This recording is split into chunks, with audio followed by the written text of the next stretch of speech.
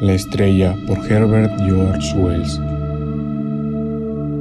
Fue el día de Año Nuevo cuando 3 observatorios anunciaron casi simultáneamente que los movimientos del planeta Neptuno, el más exterior de los que giran alrededor del Sol, se habían vuelto muy irregulares. Ogilvy ya había llamado la atención sobre una sospechosa disminución de su velocidad en diciembre. Semejante noticia apenas estaba pensada para interesar a un mundo en el que a la mayor parte de sus habitantes les pasa desapercibida la existencia del planeta Neptuno. Ni fuera de la profesión astronómica, el subsiguiente descubrimiento de una débil y remota mancha de luz en la región del perturbado planeta causó ninguna gran excitación. Los científicos, sin embargo, consideraron la información bastante notable, incluso antes de saberse que el nuevo cuerpo se hacía rápidamente más grande y brillante, que sus movimientos eran completamente diferentes del ordenado progreso de los planetas, y que la desviación de Neptuno y de su satélite adquiría proporciones sin precedentes. Poca gente sin preparación científica puede darse cuenta del enorme aislamiento del sistema solar. El Sol, con sus manchas de planetas, su polvo de planetoides y su impalpable cometa flota en una inmensidad vacía que casi derrota la imaginación. Más allá de la órbita de Neptuno, hay espacio, hay vacío hasta donde la observación humana ha penetrado, sin calor, ni luz, ni sonido, puro vacío, con una extensión de 20 millones de veces 1 millón de millas. Ese es el cálculo más bajo de la distancia que hay que atravesar para llegar a la más próxima de las estrellas. Y salvo algunos cometas más inmateriales que la llama más liviana, ninguna materia que se sepa había atravesado jamás este abismo espacial, hasta que al comienzo del siglo XX apareció este extraño trotamundos. Era una ingente masa de materia voluminosa y pesada que salía sin avisar del negro misterio del cielo, precipitándose en la luminosidad del Sol. El segundo día del año era claramente visible con cualquier telescopio decente, como una mancha de diámetro apenas apreciable en la constelación de Leo, cerca de Régulo. Al poco se le divisaba con gemelos de ópera. Al tercer día, los lectores de periódicos de los 2 hemisferios fueron alertados por primera vez de la importancia real de esta inusitada aparición celeste. Una colisión de planetas, titulaba la noticia un periódico de Londres, y proclamaba la opinión de Duchenne de que este extraño planeta nuevo probablemente chocaría con Neptuno. Los escritores más leídos abundaron en el tema, de forma que en la mayoría de las capitales del mundo, el 3 de enero había una expectación, aunque vaga, de algún inminente fenómeno del cielo, y a medida que la noche seguía a la puesta de sol por todo el globo, miles de hombres volvieron sus ojos al cielo para ver únicamente las viejas estrellas familiares de siempre, hasta que amanecía en Londres y se estaba poniendo la constelación de Pollux, y las estrellas, arriba, empezaron a palidecer. Era un amanecer invernal, una pastosa acumulación de luz diurna que iba filtrándose, y la luz del gas y de las velas brillaba amarilla en las ventanas, mostrando dónde la gente estaba en movimiento. Pero el policía que bostezaba lo vio. Las atareadas muchedumbres de los mercados se quedaron con la boca abierta, y los obreros que iban temprano al trabajo, los lecheros, los repartidores de periódico, los disipados que volvían a casa hastiados y pálidos, los vagabundos sin techo, los centinelas en sus rondas, y en el campo los lavariegos pateando el campo, los furtivos volviéndose sigilosamente a casa por todo el país que latía en la oscuridad podía verse, y en el mar por los marineros que vigilaban la llegada del día. Una gran estrella blanca que entró de repente en el cielo por el oeste. Era más brillante que ninguna otra estrella de nuestro cielo, más brillante que Venus en su ápice de fulgor. Todavía relucía blanca y grande, no una mera mancha de luz que pestañea, sino como un pequeño disco redondo, claro y refulgente. 1 hora después de haber salido el sol, y donde la ciencia no ha llegado, los hombres miraron y temieron, hablándose unos a otros de las guerras y las pestes que son anunciadas por estas terribles señales de los cielos.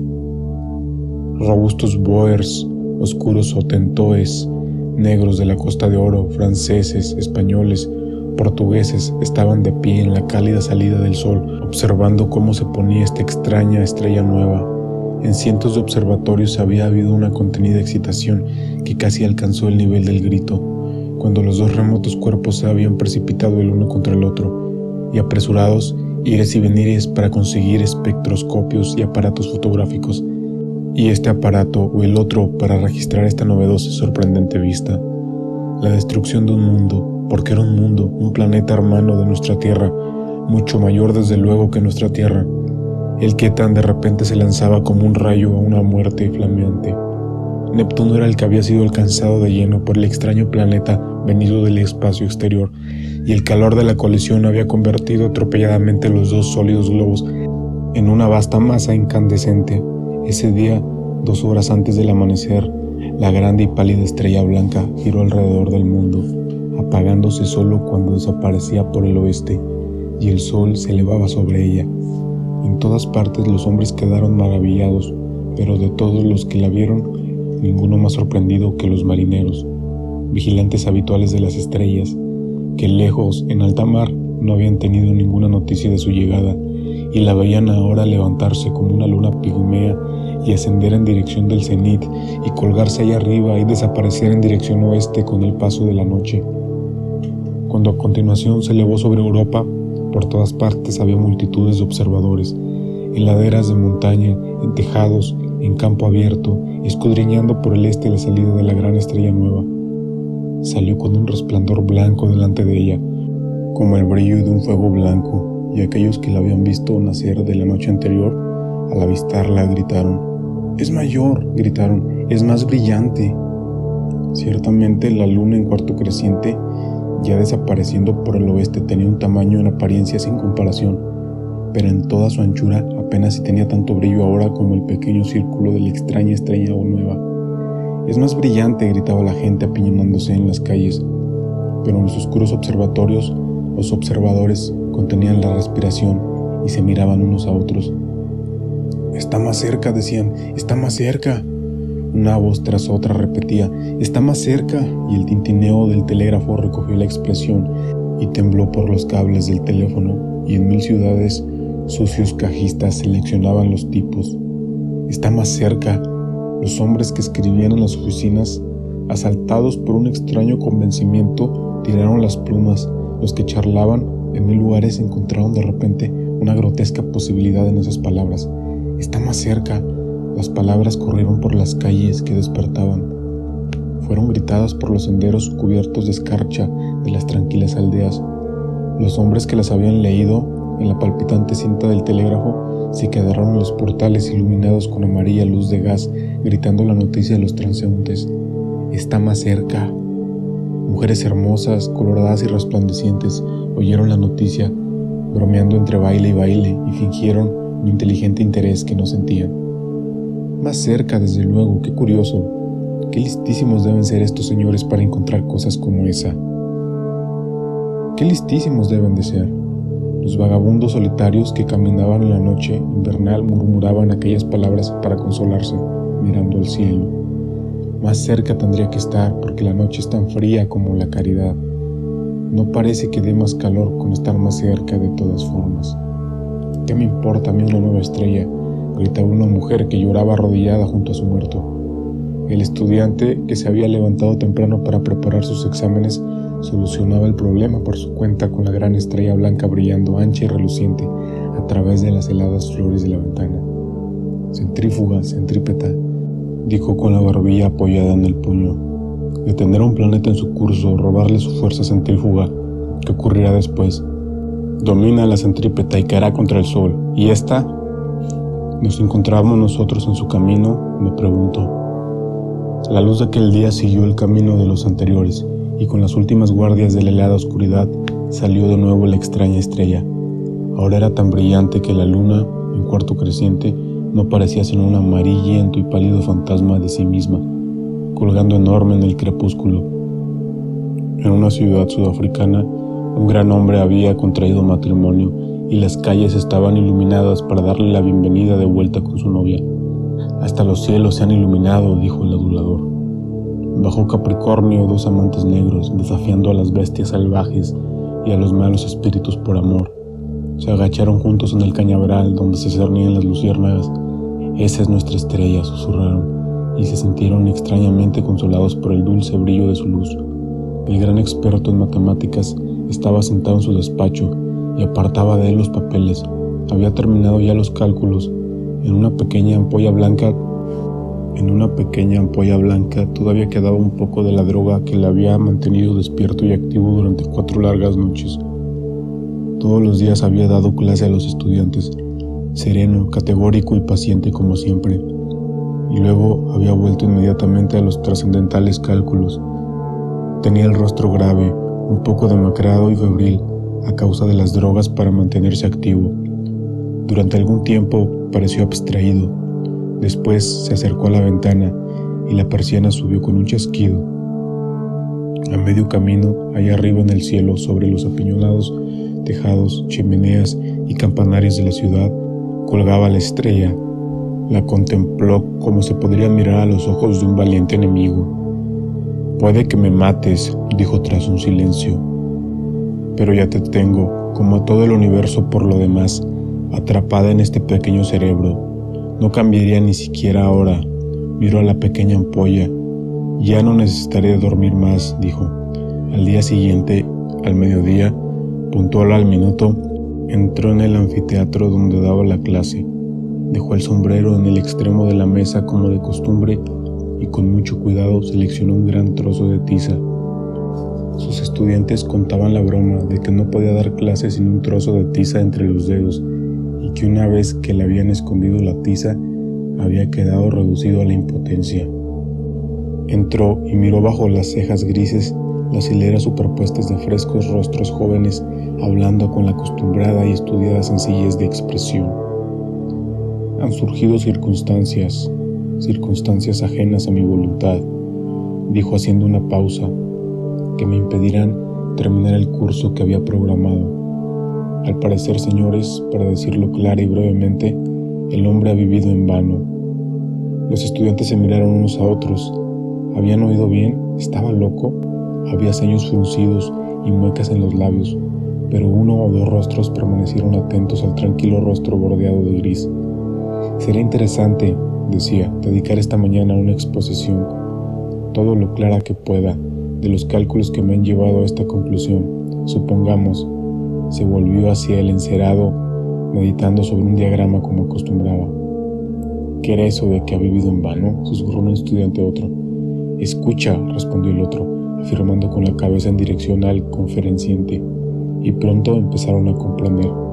Aquella noche la estrella salió más tarde, porque su propio movimiento hacia el este la había arrastrado algo a través de la constelación de Leo hacia la de Virgo, y brillaba tanto que el cielo se tornó de un azul luminoso a medida que salía, y todas las estrellas quedaron a su vez ocultas, con la sola excepción de Júpiter cerca del cenit, Cabra, Aldebarán, Sirio y los Lebreles. Era muy blanca y hermosa. En muchas partes del mundo aquella noche la rodeaba un pálido halo.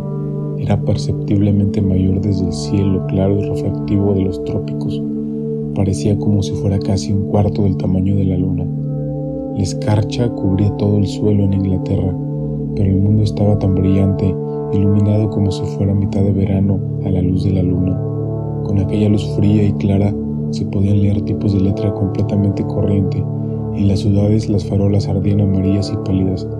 En todas partes la gente estuvo despierta esa noche, y por toda la cristiandad un sombrío murmullo andaba suspendido en el sutil aire del campo, como el zumbido de las abejas en la colmena, y este tumultuoso murmullo se convirtió en clamor en las ciudades.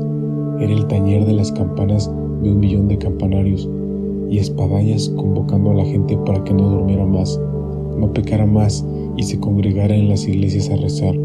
Y arriba, cada vez más grande y más brillante, a medida que la Tierra giraba en su órbita y pasaba la noche, se elevaba la deslumbrante estrella.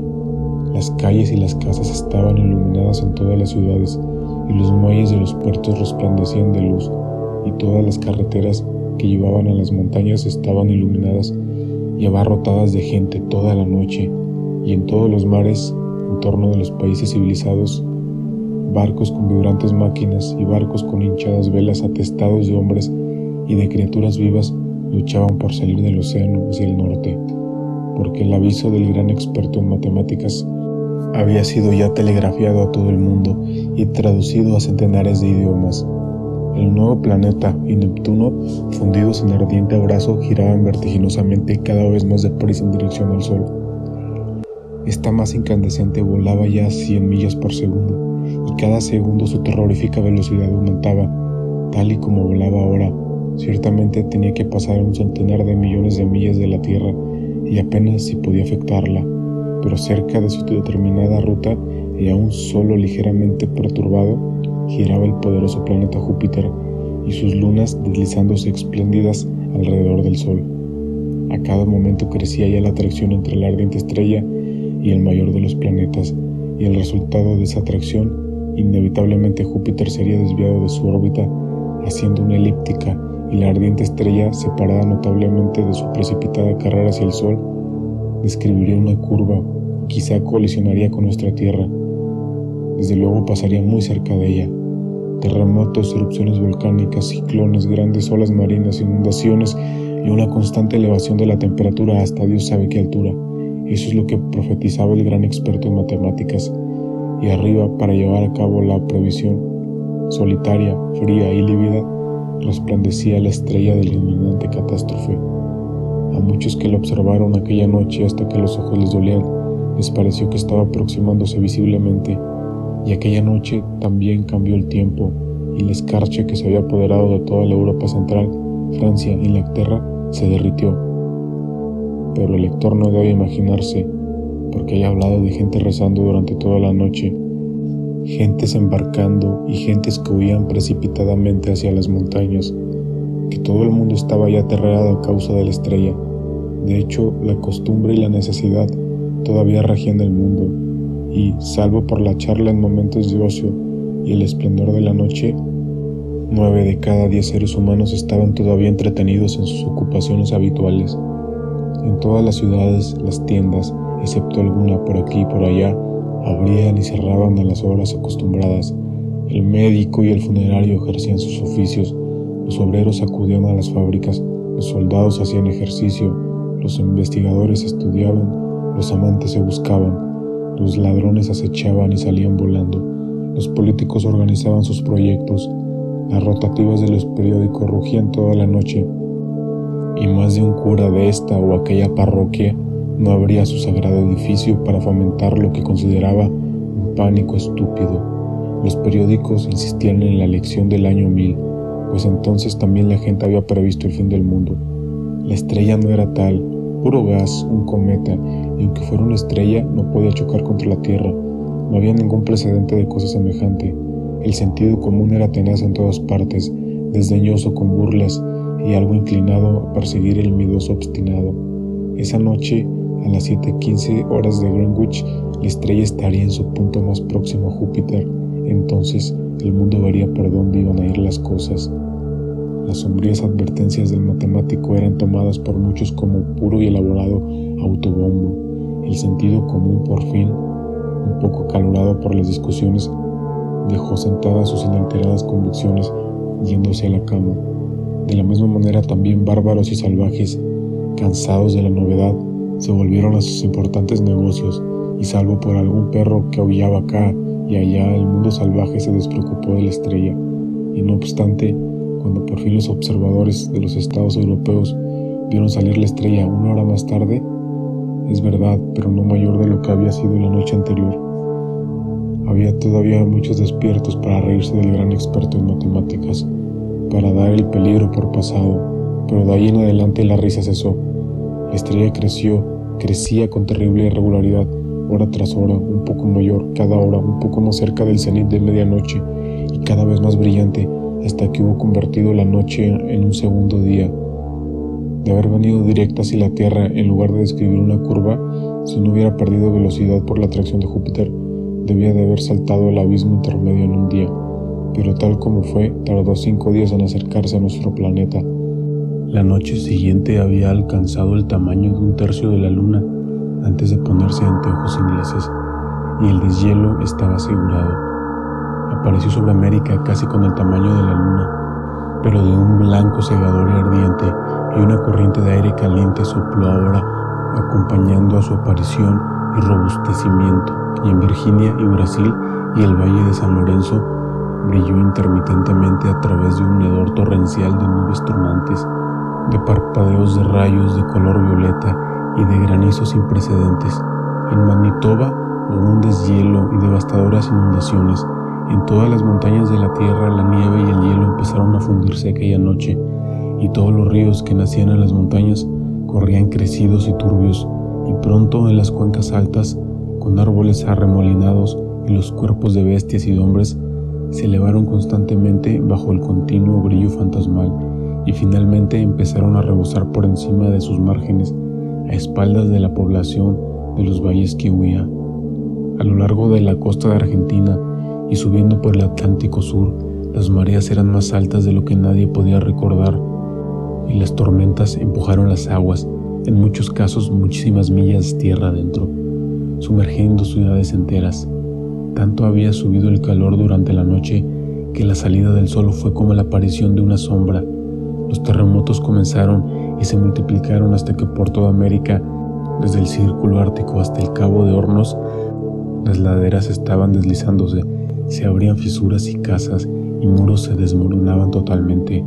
Todo el lateral del Cotopaxi se deslizó en una vasta convulsión y un tumulto de lava brotó tan alto, ancho, rápido y líquido que un día alcanzó el mar, y así la estrella, con la pálida luna saliendo, cruzó el Pacífico, arrastró las tormentas de truenos como el dobladillo de una falda, y las crecientes olas de la marea que avanzaban penosamente detrás de ella, espumeantes y ansiosas, cayeron sobre una isla tras otra, dejándolas barridas de hombres, hasta que finalmente llegó aquella ola, en medio de una luz cegadora, y con el aliento de un horno, llegó rápida y terrible, una muralla de agua de 50 pies de alto, rugiendo hambrienta sobre las largas costas de Asia, y cruzó arrasando las llanuras chinas tierra adentro. Durante un tiempo la estrella, ahora más ardiente, grande y brillante que el sol en toda su fuerza, mostró con su brillo implacable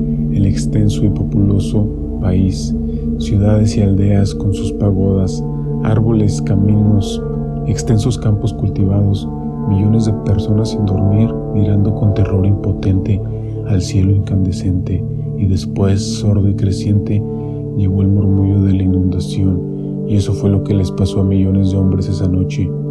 La huida a ninguna parte, con los miembros pesados por el calor y la respiración furiosa y escasa, a la inundación como una muralla blanca y rápida detrás, y luego la muerte.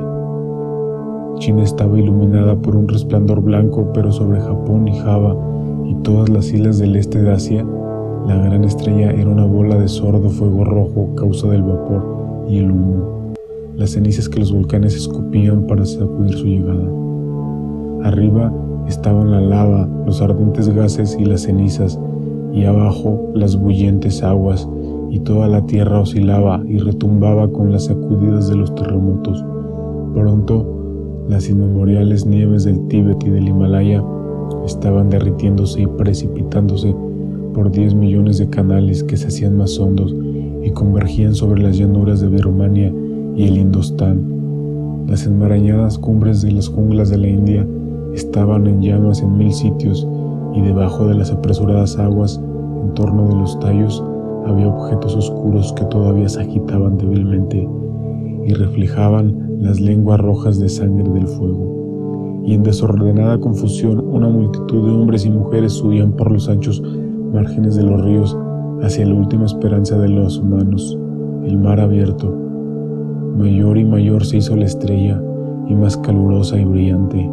Ahora, con una rapidez terrible, el océano tropical había perdido la fosforescencia, y el remolino de vapor se elevaba en espirales fantasmales desde las negras olas que caían incesantemente, moteadas de barcos sacudidas por la tormenta. Y luego llegó el misterio.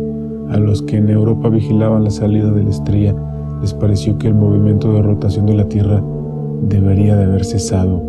En miles de sitios en campo abierto de las tierras altas y bajas a los que la gente se había dirigido huyendo de las inundaciones, de las casas que se hundían y de las laderas de los montes que se desplazaban, esperaron la salida en vano. Una hora siguió otra en medio de un terrible suspenso, y la estrella no salió. Una vez más los hombres vieron las viejas constelaciones que daban por perdidas para siempre.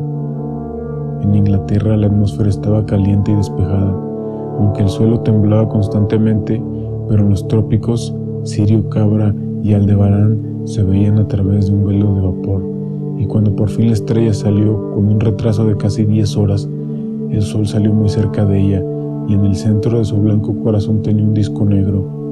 Fue sobre Asia donde la estrella había comenzado a quedarse rezagada en relación con el movimiento del cielo, y luego de repente, mientras estaba sobre la India, su luz había velado toda la llanura de la India, desde la desembocadura de la Indo a la del Ganges. Era aquella noche un yermo poco profundo de brillantes aguas, del que sobresalían templos y palacios, montes y montículos, negros de gente. Cada minarete era una racimada masa de gente que caía uno tras otro. En las turbias aguas, a medida que el calor y el pánico los dominaban, todo el país parecía estar gimiendo, y de repente una sombra cruzó aquel horno de desesperación, y de la enfriada atmósfera salió una ráfaga de aire frío y una congregación de nubes. Los hombres que miraban arriba, casi cegados a la estrella, vieron que un disco negro cruzaba lentamente la luz. Era la luna que se interponía entre la estrella y la tierra, y hasta cuando los hombres clamaban a Dios por este alivio, por el este, con extraña e inexplicable dulzura salió el sol, y entonces estrella, sol y luna cruzaron precipitadamente los cielos al mismo tiempo, y así fue como al poco, para los observadores europeos, la estrella y el sol se elevaban muy cerca la una del otro.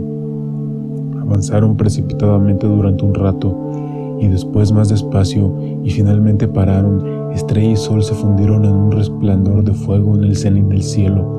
La luna ya no eclipsaba la estrella, sino que había dejado de ser visible en el celeste resplandor. Y aunque los que todavía estaban vivos lo miraron en su mayoría con esa obtusa estupidez que engendran el hambre, la fatiga, el calor y la desesperación, todavía hubo hombres capaces de percibir el significado de estas señales. La estrella y la tierra habían alcanzado el punto más próximo, habían girado una sobre la otra, y la estrella había pasado. Ya estaba retirándose, cada vez más rápida en la última etapa de su precipitada caída hacia el sol. Y entonces se juntaron las nubes, obstruyeron la visión del cielo, los rayos y los truenos tejieron una tela en torno al mundo. Por toda la tierra hubo tal diluvio como los hombres no habían visto jamás, y donde los volcanes lanzaban rojas llamas contra el dosel de las nubes, descendieron torrentes de lodo. Por todas partes las aguas abandonaban torrencialmente las tierras, dejando a su paso ruinas cubiertas de cieno, y la tierra llena de basura como una playa abatida por la tormenta, con todo lo que flotaba, y los cuerpos muertos de hombres y bestias, y sus hijos. Durante días las aguas estuvieron escurriéndose de las tierras, arrastrando a su paso suelo, árboles y casas, y amontonando enormes terraplenes y excavando titánicos barrancos por los campos. Esos fueron los días de tinieblas que siguieron a la estrella y al calor. Durante todos ellos, a lo largo de muchas semanas y meses, continuaron los terremotos, pero la estrella había pasado, y los hombres, impulsados por el hambre y recobrando fuerzas muy poco a poco, pudieron volver lentamente a las arruinadas ciudades, los enterrados graneros y los empapados campos. Los pocos barcos que habían escapado a las tormentas llegaron aturdidos y desmantelados, sondeados con cautela la ruta por las nuevas marcas y bajíos de los otrora familiares puertos, y cuando las tormentas remitieron, los hombres se dieron cuenta de que en todas partes los días eran más calurosos que antes, y el sol mayor y la luna encogida a un tercio de su tamaño anterior. Ahora tardaba 80 días en pasar de luna nueva a luna nueva. Pero esta historia no dice nada de la nueva fraternidad que pronto surgió entre los hombres, ni de la preservación de las leyes, los libros y las máquinas, ni del extraño cambio que habían sufrido Islandia y Groenlandia y las costas de la bahía de Baffin, de forma que los marineros que iban allí pronto las encontraron verdes y gráciles, y apenas si podían creer lo que veían, ni tampoco de la migración de la humanidad, ahora que la tierra era más calurosa hacia el norte y hacia el sur, en dirección a los polos, se ocupa únicamente de la llegada y el paso de la estrella.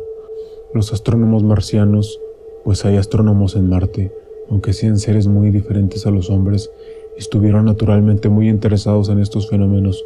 Por supuesto, los vieron desde su propio punto de vista, considerando la masa y la temperatura del proyectil que fue lanzado a través de nuestro sistema solar contra el Sol. Escribía uno de ellos: es sorprendente el escaso daño que ha sufrido la Tierra, con la que no se estrelló por muy poco. Todas las familiares delimitaciones continentales y las masas de los mares continúan intactas, y ciertamente la única diferencia parece consistir en la disminución de la mancha blanca que se suponía ser agua helada alrededor de los polos, lo que solo muestra lo pequeña que puede parecer la mayor de las catástrofes humanas a una distancia de unos cuantos millones de millas.